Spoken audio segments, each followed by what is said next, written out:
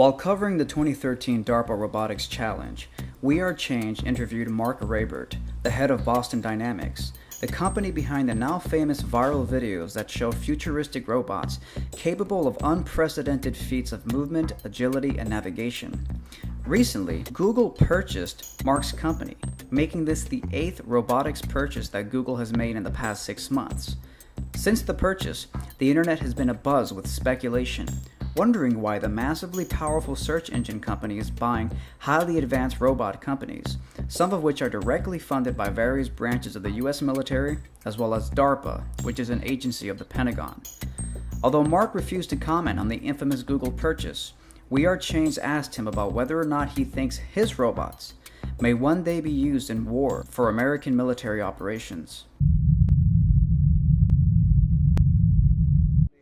I don't know. We're pretty far from that. I don't think that's our main focus. We're trying to develop capability. Make machines that do more things, that can manipulate, that can go more places. And I think what kind of applications they're used for is going to, unfold over time. And I think other people will decide what's acceptable and what's not acceptable for their use. I think there's a lot of things that you can use them for that everybody would agree that's great. Rescuing people in disasters. It would have been great if we could have had robots go into Fukushima and get data early on. That's sort of what motivated this whole challenge, is to be able to push ahead our capability to do those kinds of things.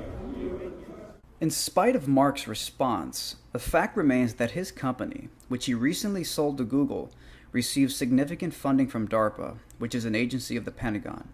According to The Guardian, Boston Dynamics recently received $10.8 million in funding from Darpa and from other associated military branches. Although it is unclear what exactly the United States military intends to use these robots for, one cannot help but think about the possible dystopic outcomes that can result from a combination between the US military and highly advanced semi-autonomous robots.